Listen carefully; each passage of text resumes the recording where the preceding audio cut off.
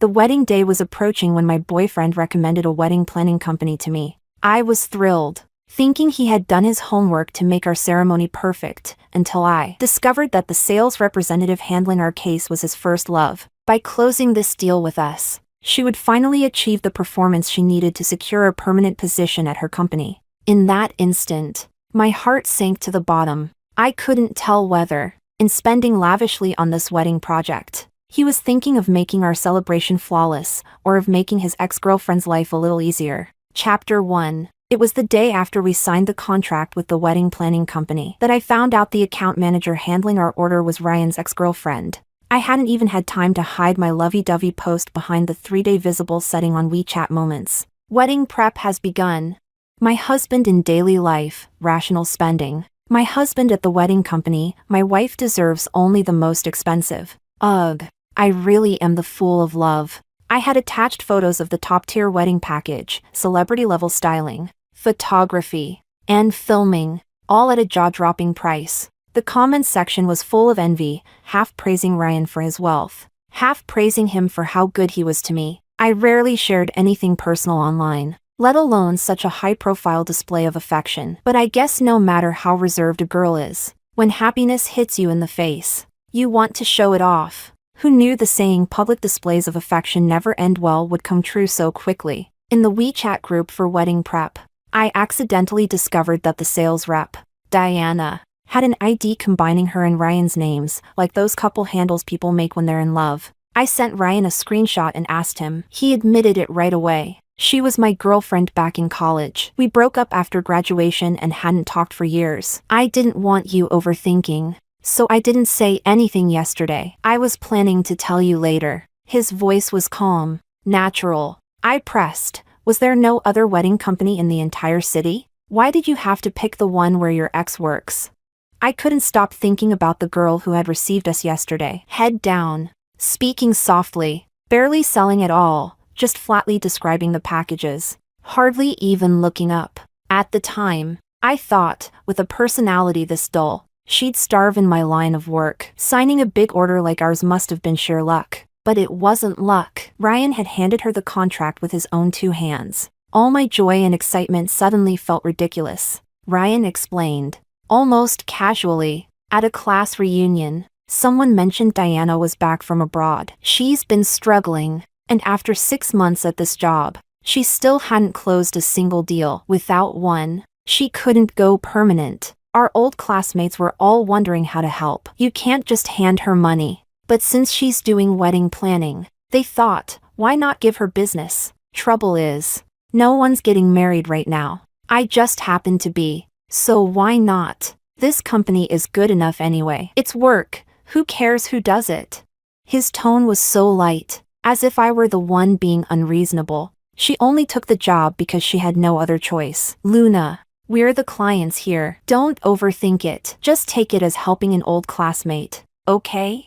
I felt absurd, speechless. Chapter 2. I didn't know what Diana felt. Working on her ex-boyfriend's wedding, she behaved perfectly normal in the group chat, sending information, confirming details with me, never stepping beyond work topics. She even changed her WeChat ID, erasing the old couple-style handle. Everything about her was so professional, so bland, as if I were just another ordinary client. Ryan, for his part, was careful to avoid suspicion. He never posted in the prep group again and didn't come with me to the company to discuss wedding decor. So I went alone. Diana in person was the same, calm, distant, professional, until the moment we had to decide the main flower for the ceremony. Champagne roses. I said, Ryan often buys them for me. He says their meaning is, I only have eyes for you. Champagne roses?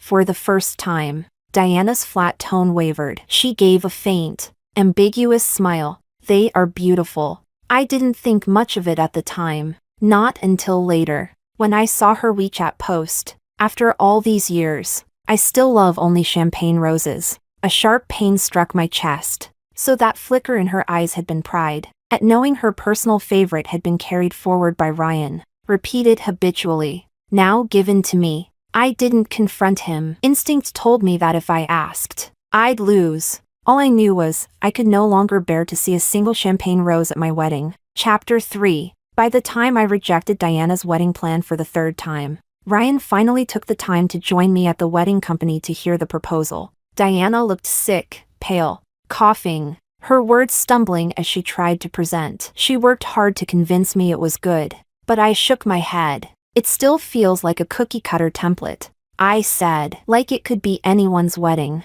not ours. She took a deep breath, as if suppressing her anger, shot Ryan a long look, and muttered stiffly, "Excuse me, I need the restroom." Ryan instantly tensed, eyes glued to her back, body leaning forward as if he might chase after her. In the end, he stayed seated, squeezing my hand instead. "Baby, aren't you being too picky?" I thought the design looked fine. I squeezed back, meeting his eyes. "Ryan, this plan is barely worth 1/10 of its price tag. I've already lowered my expectations." "But wrong is wrong." Ryan hesitated, voice heavy with reluctance. "She's working while sick. Maybe we should just tweak it a little and settle? The wedding's getting close. If we don't finalize this now, it'll cause delays." Normally, I would have switched companies long ago. Working with someone who doesn't get me is a waste of time. So I probed carefully. "Can we split off the decor and outsource to another company?"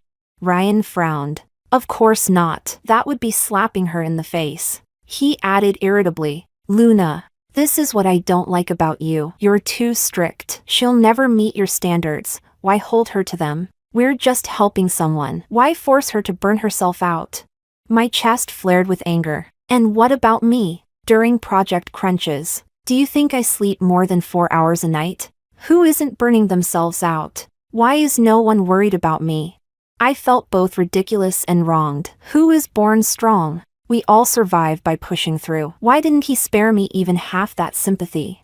Ryan quickly softened. "Sorry, Luna. I didn't mean it like that." I forced down the sting in my nose, keeping my voice steady. "Ryan, this is our once-in-a-lifetime wedding. Your charity toward your ex has already tainted it. I will not allow any further imperfection." Chapter 4. I calmed myself alone in the meeting room, then decided, if there's no avoiding this, let's face it head on. As I walked out, I heard voices echoing from the stairwell. "I could make 10 more plans and she'd still reject them, don't you see? Your fiancé is deliberately torturing me."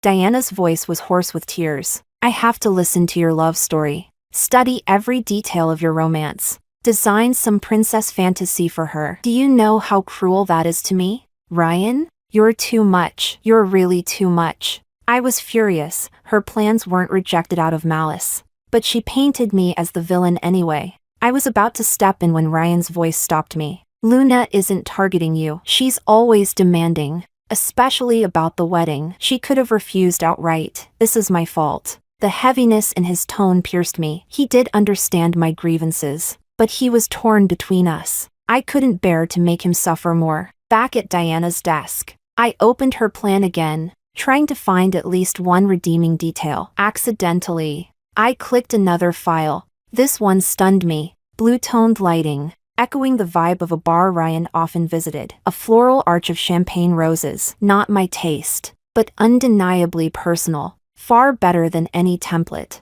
And then I saw the welcome sign. Groom, Ryan. Bride, Diana. So she could design something good, just not for me. Her dream wedding wasn't mine. It was hers. With him. Chapter 5. "Don't look at that."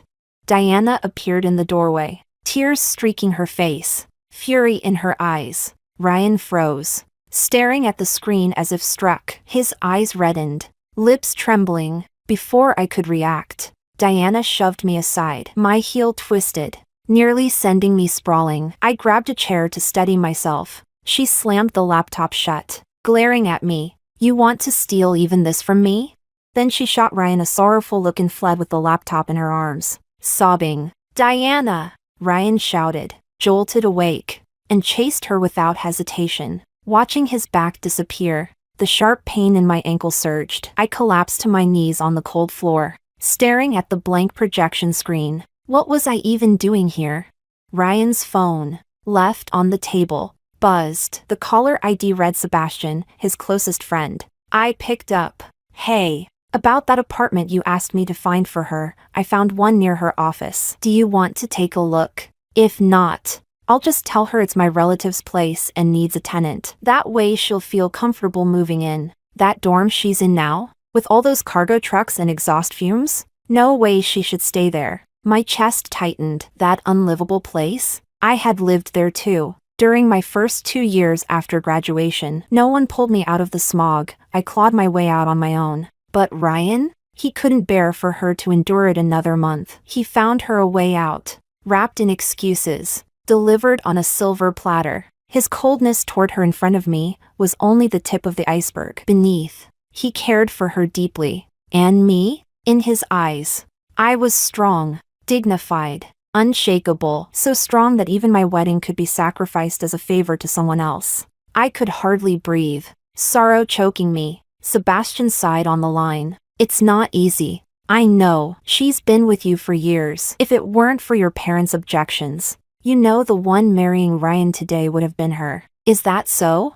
I whispered with a trembling laugh. Thank you for telling me. Chapter 6. By the time Ryan rushed home that night, I had already quit the wedding planning group. One staff member asked if I had left by mistake. No, the wedding is off, I replied. They didn't dare say more, probably went straight to Ryan. At home, I rummaged through drawers until I found our housing contract. I sat there for an entire afternoon, seriously considering how to divide the apartment we'd bought together. The more I thought, the harder it became to breathe. When Ryan came in and saw the contract on the table, he froze. He quickly snatched it up before coming over to hug me. It's not that serious, Luna. Really it isn't. If you don't like that company, we'll change to another. Don't listen to Sebastian's nonsense. Don't care what Diana thinks. You're the only one I want to marry. This time it's my fault. I didn't think it through. Don't be angry. Don't act on impulse. After all these years, it's not something we can just throw away overnight. I stayed silent, my eyes drifting to the balcony flowers. At first, when Ryan gave me seeds and little plants, I refused. I'd even killed a cactus before. How could I care for these? But he promised to take care of them. Every weekend he came to water, fertilize, chat, cook, brew coffee. Somewhere along the line, he became the warmth between my long hours, the quiet pause of coffee in a suffocating routine. The day the flowers bloomed, I agreed to be with him. That night, under silver moonlight, his breath pressed against mine, whispering forever. I believed his love back then, and it was real. But Diana's return blinded him to me just as truly. Even now, when he noticed my swollen ankle, his eyes filled with concern. How did you hurt yourself? The most sincere and cruel care I'd ever heard. Chapter 7. On the third day of our silent war, it happened to be Ryan's birthday. In the end, I agreed to attend the family dinner. His parents had always liked me until things were truly over. I couldn't let the conflict spill up to them. After dinner, his mother solemnly slipped the family heirloom bracelet onto my wrist. My first instinct was to pull away, but under everyone's expectant gazes, I froze. I looked to Ryan, hoping he'd say something. He only smiled, gripping my hand, not letting go even as we left. Why didn't you stop her? I asked, staring at the heavy bracelet that fit so perfectly I couldn't take it off. Stop what? You're the daughter-in-law of this family. No question. He leaned over to fasten my seatbelt, stealing a kiss. All right. It's been days now. Enough. Today's my birthday. Don't fight me anymore. I stayed quiet. He slumped over me, half teasing, half pleading. My only birthday wish this year is to marry you. I closed my eyes, stroking the ornate bracelet, surrendering for one fleeting moment, to let myself go, not dig deeper. Later, at his friend's party in a villa, we had barely drunk one round before Diana appeared, smiling brightly. Happy birthday, Ryan. Ryan glanced at me awkwardly, seeing I gave no sign. He nodded. Sit wherever. Though uninvited, she blended into his circle instantly. His friends had always been polite yet distant with me, but with her they laughed like old companions. From across the crowd, she shot me a smug glance until her eyes landed on my wrist. Then her expression twisted, mad with hatred. Since it's Ryan's birthday, I brought a gift too. Later, while Ryan toasted, Diana approached me with a USB drive. This wedding plan, you liked it. I'm giving it to you both. No need. Keep it for your dreams. And how do you know it's only my dream? Her words stabbed deep. I remembered Ryan's face when he saw her projected wedding design. Everyone knew his reaction had been genuine. Years ago, Ryan's parents tore us apart when we loved each other most. That's why he can never let me go. She traced her fingers over the bracelet on my wrist. Beautiful. Back then, I only lacked this. But you? This is all you have. She leaned close, whispering, "Want me to prove it?"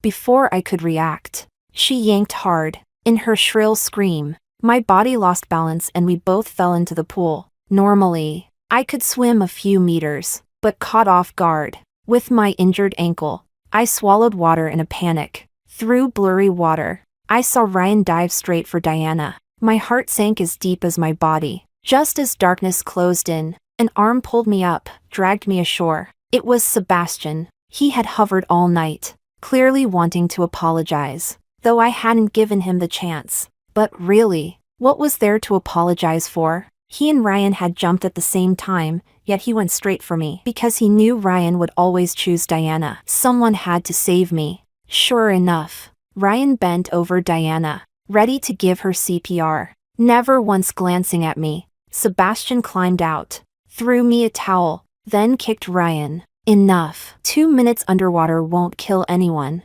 For the first time, Ryan's friends treated me with genuine care. They draped clothes over me, helped me up, not for me, but maybe because they pitied the fiancé left to drown. When Diana finally opened her eyes, Ryan came back to himself. "I'm sorry. I thought you could swim." I thought, but his excuse died. My wrist bled beneath the heirloom bracelet. I tore it off and set it aside. You'd better wish for something else this year. Chapter 8. Then I shoved Ryan away, stormed up to Diana, grabbed her by the hair, and slammed her straight into the pool. A huge splash erupting in the water. The crowd gasped in shock. Everyone hurried closer, some reaching out to pull her up. Ryan, however, just stood there stunned, still clutching that bracelet, unable to react. I barked sharply. No one is allowed to save her. She dragged me into the pool once. I'm only returning the favor. Diana, if you're so desperate to die,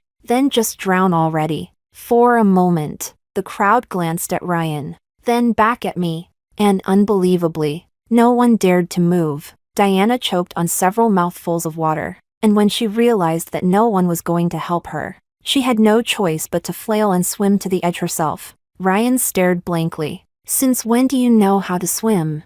By then, I was far too disgusted to stay another second. I walked out of the villa and flagged down a cab on the street. The driver asked me where I was headed. I sat in silence for a long time, unable to think of a destination. 7 years ago, fresh out of college, when I first arrived in the city with no family or friends, I had stood at a busy intersection, staring at the endless flow of traffic, not knowing where to go. For years, I stumbled forward alone, biting down hard and carrying the weight myself. By the time I finally earned a decent place in life, I met Ryan. He was a local with a privileged background, radiating an ease and confidence I had never known. Just a small share of that from him felt like oxygen to me, like a deep breath after nearly drowning. I was grateful beyond measure, and foolishly, I clung to that yearning for forever. Out of pride, I insisted on matching his down payment for the apartment, even though it nearly drained all my savings.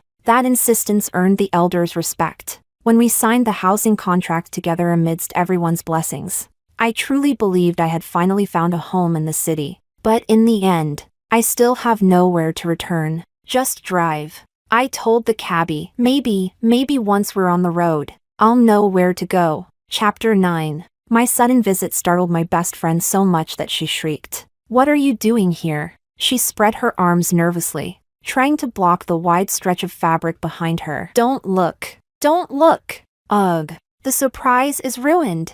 But when I looked past her, I saw it clearly, a wedding quilt, stitched needle by needle, magnificent and lifelike, nearly finished except for the corners.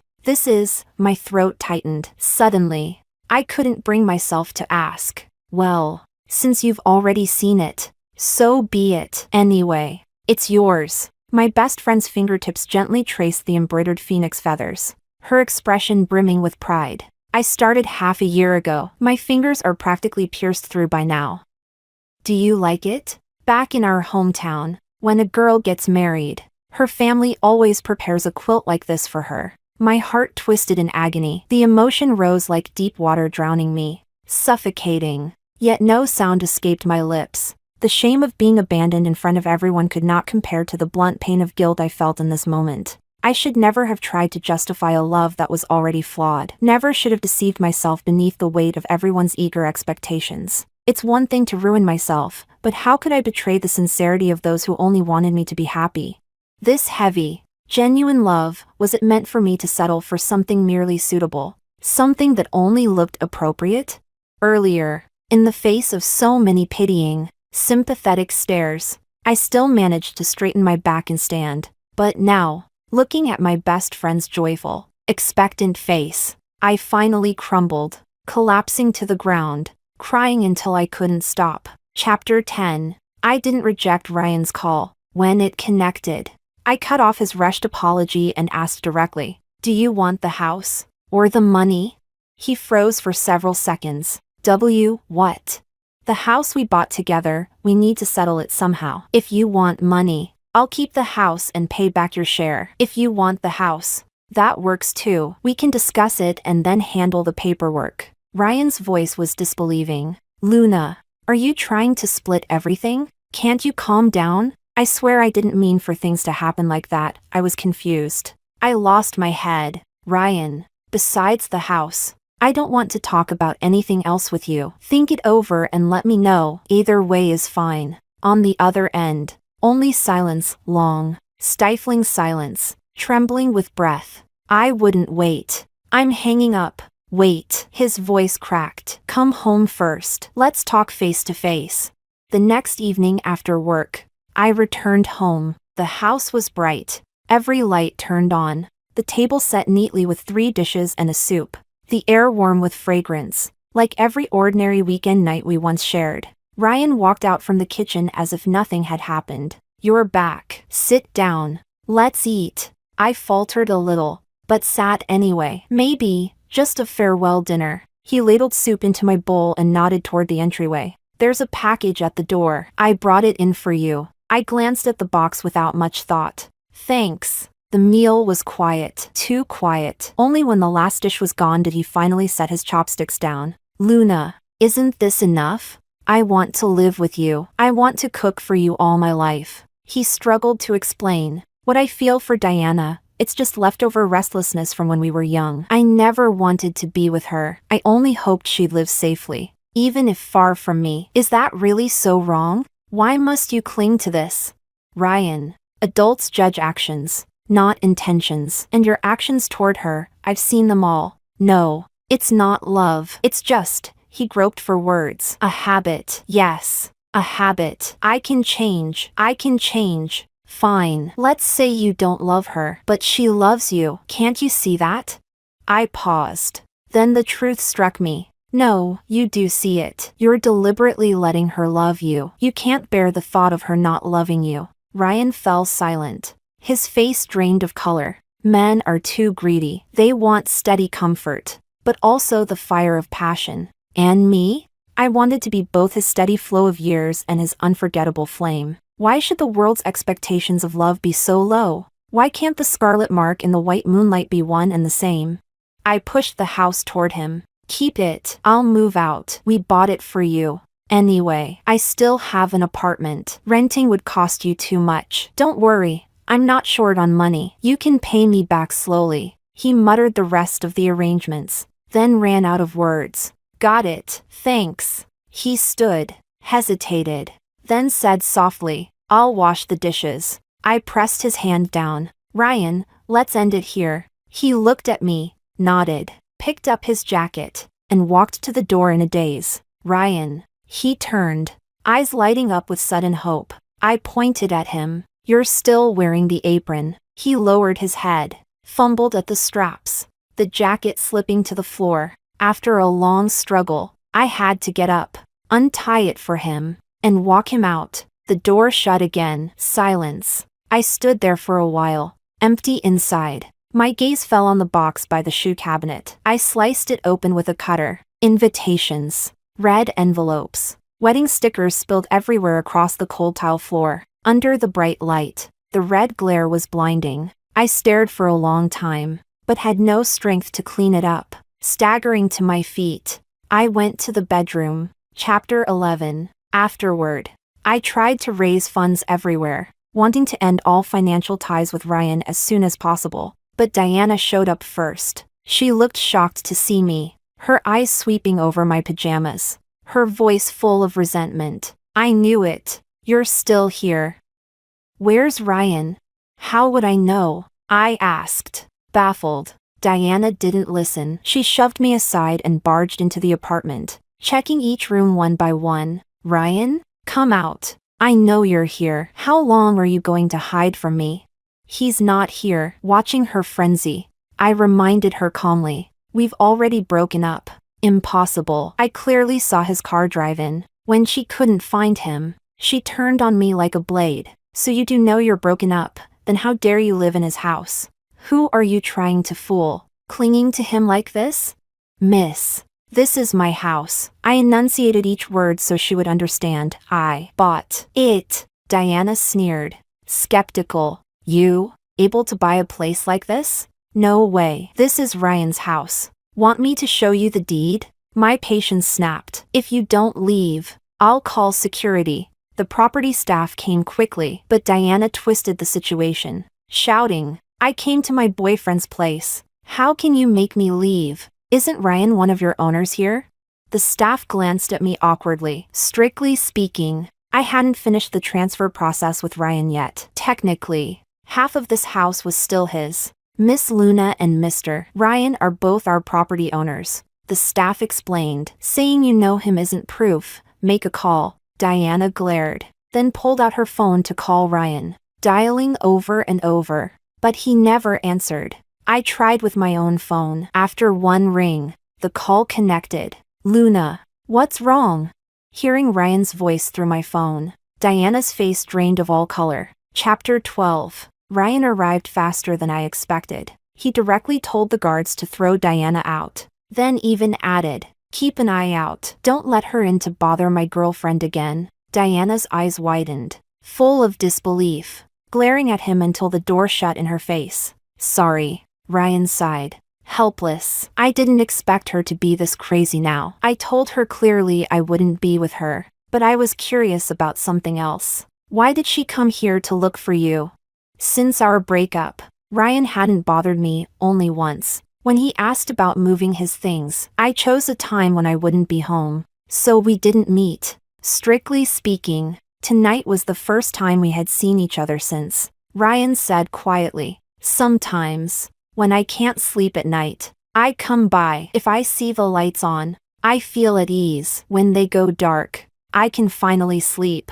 I hadn't expected that answer, and for a moment, I didn't know what to say. From here, the floor isn't high. I can see the flowers on the balcony, they're growing so well. I never thought something so ordinary before would become something I could only miss. Suddenly, he held my hand, his voice soft. Luna, we used to be so good, how did it change so quickly? I've told her it's over. I swear I'll never have anything to do with her again. Can't we go back? If you just say yes, everything will be like before. I don't want to lose you. I want to come home. I realized that perhaps my delay in handling the finances had given him hope. He thought if he coaxed me, everything could return to what it once was. But I knew better. There was no going back. I don't want the house anymore. I'll move out as soon as possible. Just give me back my money, and we'll finalize the transfer. Ryan's eyes widened in panic. Give it up? Are you crazy? Why give it up? You're not from here. Do you know how hard it is to buy property here? Of course I was reluctant to part with a house I'd chosen myself, but honestly, this space meant for a family of 3 was beyond my own means. Between repaying Ryan's share of the down payment and the crushing mortgage, it was unsustainable. I don't want it. I don't want to live in a place where you can show up anytime. His face darkened, his voice dropped. I don't want the house. I want you. Ryan, I cut him off. Can't we end things peacefully? Ryan lowered his head, silent for a long while, then muttered, almost sulking, I don't have the money. I know you don't have that much. But your parents do. With this location, they wouldn't lose. Ryan looked uneasy. Then a thought struck me. Don't tell me, you still haven't told your parents we broke up? Chapter 13. Ryan was adamant. He said that even if his parents knew the truth, they would never give him money to split the house. When I suggested we simply sell the house and divide the proceeds, he refused outright. I was so furious my hands were trembling. The house was under both our names. Without Ryan's cooperation, I couldn't divide it. I began to suspect that his earlier suggestion that I keep the house was nothing more than a stalling tactic. He knew I couldn't raise that much money in a short time, and meanwhile he'd have the chance to make me change my mind. He was even so certain that he hadn't changed the wedding date. Except for a few friends in the know, his family and relatives still thought everything was perfectly normal. After going over everything in my head, I decided to look for Sebastian. That villa party had been organized by him for Ryan. There were cameras by the pool. As the host, he bore at least some responsibility. To be honest, facing Sebastian made me feel ashamed. The thought of how I had flaunted my love during wedding preparations, while his friends,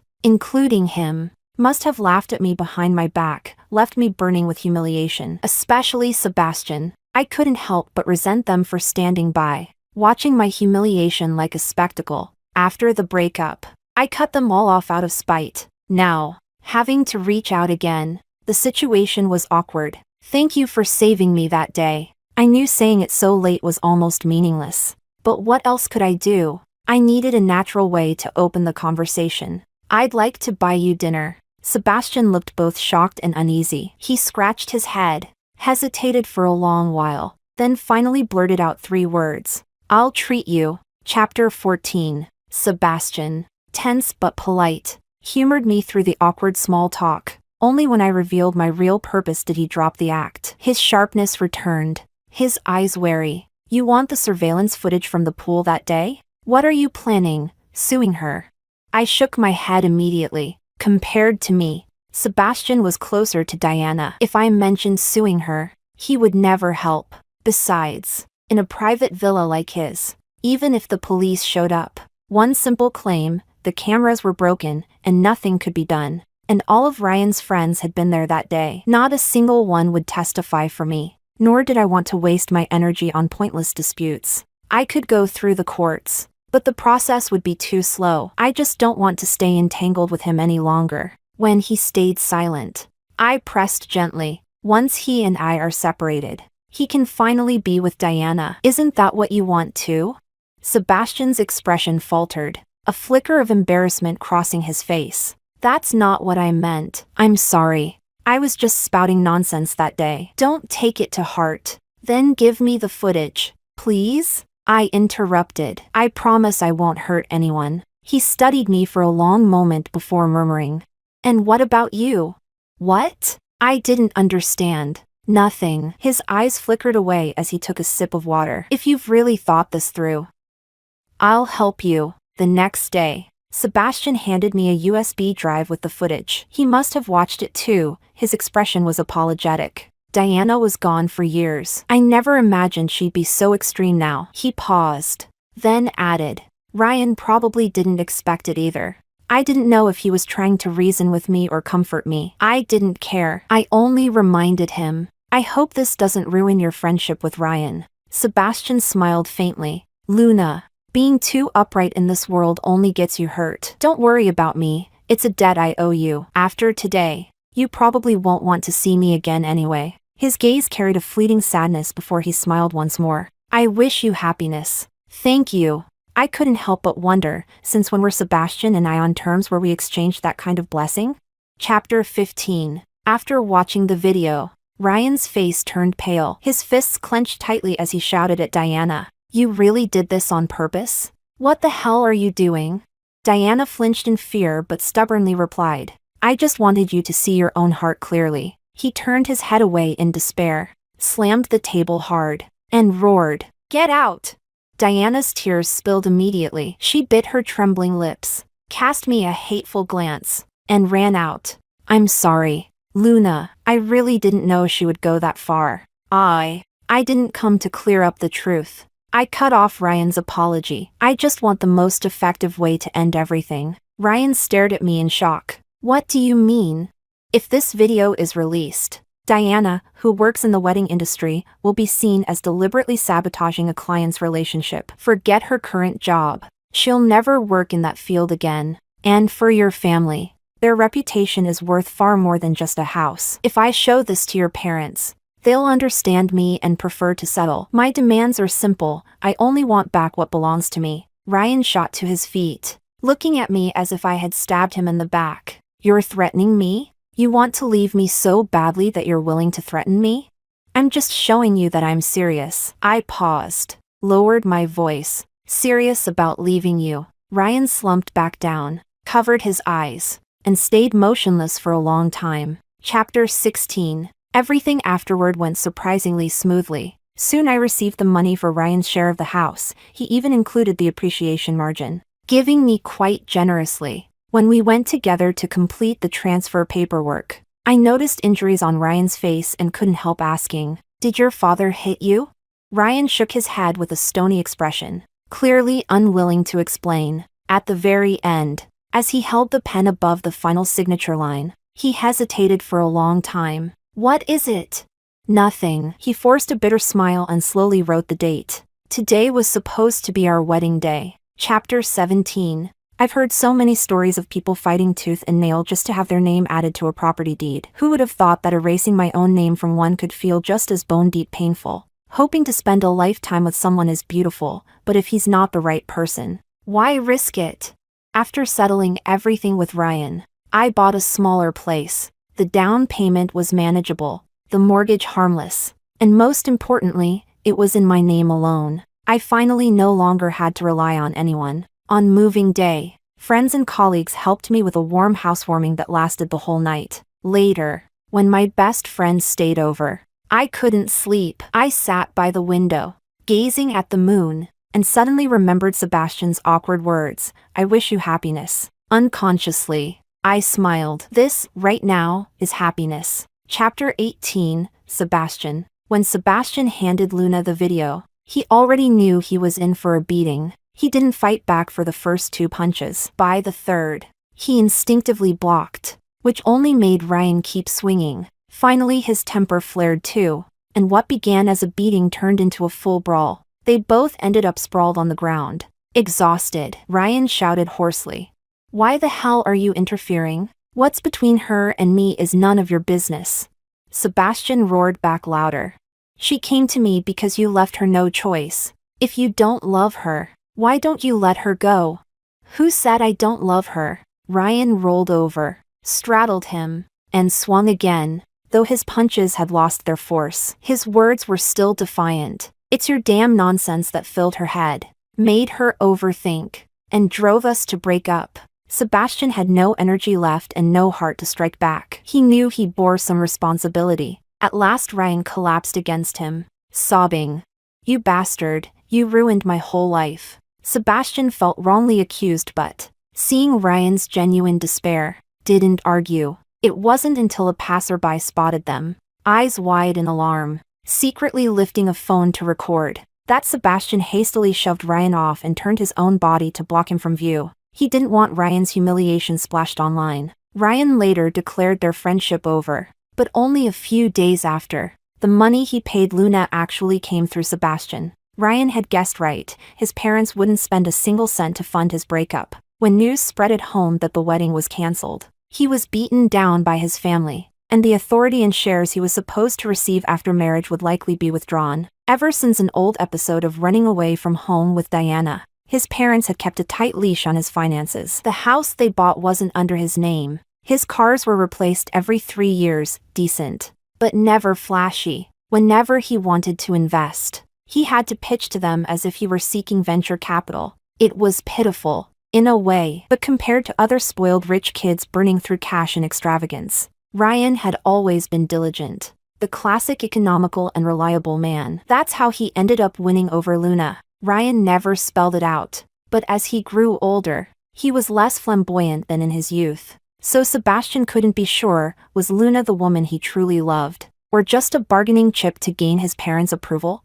Probably love. After all, his parents had introduced countless heiresses, but Ryan hadn't liked any. Luna must have been the rare overlap between his and his parents' tastes in nearly 30 years. That was precious. A muddled marriage would have suited everyone, until Diana came back. That old, long silent WeChat suddenly lit up with a post, back in the country. At the reunion, when Ryan heard her name, he froze for a long time. He lost every round of cards that night. Luna thought he was upset about losing, soft-voiced as she comforted him, even helping him play his hand. Ryan let her take his seat at the table, while he slipped off to the balcony to make a phone call, couldn't even wait to teach her the rules. That call lasted a long time. Cigarettes were lit one after another. Luna assumed it was work. Sebastian knew the truth. The voice on the other end was Diana, watching Luna, clueless yet earnestly trying to cover for him among his rowdy friends. A strange thought crossed Sebastian's mind.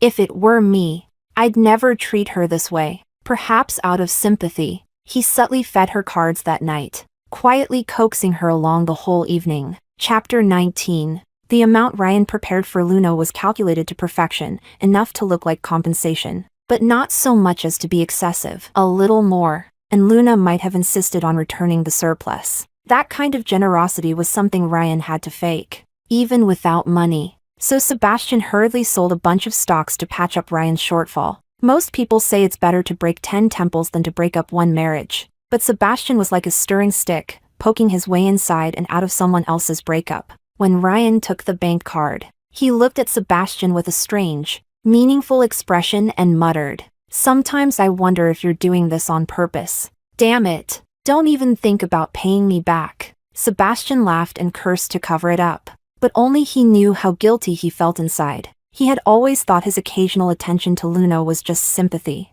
perhaps tinged with guilt for being Ryan's accomplice, until the day she fell into the pool, when her whole body sank. The panic inside him shocked even himself. That day she was drenched, her face streaked with water and tears, her gaze toward Ryan utterly shattered, and within him, thin strands of pain quietly unraveled. When he saw her stubbornly trying to rip off that bracelet, even tearing into her own flesh, he nearly spent all his strength to keep himself from rushing forward to stop her self-destructive act, to take her away. But since Ryan didn't move, he had no right to move either. That restraint, all along, was the ultimate proof of his loyalty to 20 years of friendship. After Luna left, Ryan at first pretended to be tough, saying it was nothing, just a quarrel, that he could coax her back. But Sebastian knew it wasn't that simple, because even he had been blocked. When Luna later came to him, he knew it wasn't for nothing, but he couldn't bear to expose her purpose. After all, what other chance would he ever have for her to come to him first? To ask him out to dinner? As if she already knew that in his position he wouldn't help her without reason. She stressed over and over that she wouldn't hurt Diana or Ryan. What he really wanted to say was, "It's okay if you hurt them a little. They already owe you." Ryan would probably even prefer to be hurt by her, rather than see her so desperate to leave, because hurt still means ties exist. But when you insist on being two separate strangers, there is never any way back. Chapter 20. Diana made another scene. This time she went live on her social media, cutting her wrists one line after another, forcing Ryan to show up. Nearly breaking down, Ryan rushed to save her, brought her to the hospital, and when he came out, he made a statement: "Don't ever tell me anything about Diana again, even if she dies. Don't come to me." Again and again she pushed herself to the edge, trying to test Ryan's feelings, forgetting that human nature cannot endure endless trials. The wolf had come too many times. Ryan no longer believed. One day, Diana called Sebastian, her voice choked with sorrow and despair. "So, does this mean he doesn't love me anymore?"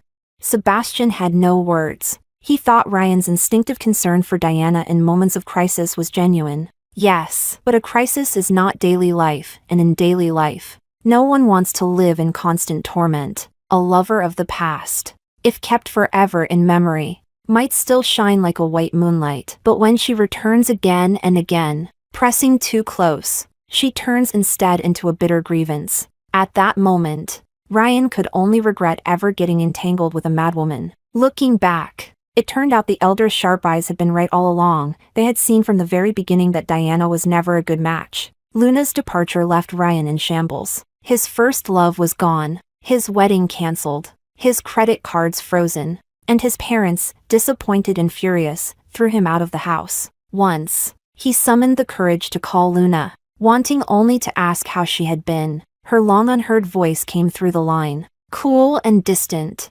"Hello? Who is this?" Ryan froze. His throat tightened. He could not utter another word. From then on, he sank into despair. Sebastian kept urging him to go back to work, mainly so he could pay back the debt sooner. One night, Ryan asked Sebastian to join him for drinks. Following the address, Sebastian arrived only to realize it was the apartment Ryan and Luna once shared. For Ryan, this home had become a prison of memories, a place he refused to leave. But for Sebastian, it was the first time he'd stepped into Luna's little world. Every detail, every corner was fresh and vivid. The color of the curtains, the cushions on the sofa, each stroke of paint, they were the fragments of her ideal life. Looking around, he felt a pang of regret. If it had been him, he would have guarded all this carefully, never letting the world she created fall into ruin, never dimming her light. Yet here it was, clouded by Ryan's drunken haze. Unable to bear it, Sebastian kicked the half-conscious Ryan with a curse. "You ungrateful bastard." The night deepened. Moonlight poured through the windows, spilling silver across the floor. Sebastian stepped onto the balcony, his whole body bathed in that glow. He inhaled the faint fragrance of flowers, and a thought rose unbidden. "I wonder, what is Luna doing right now?"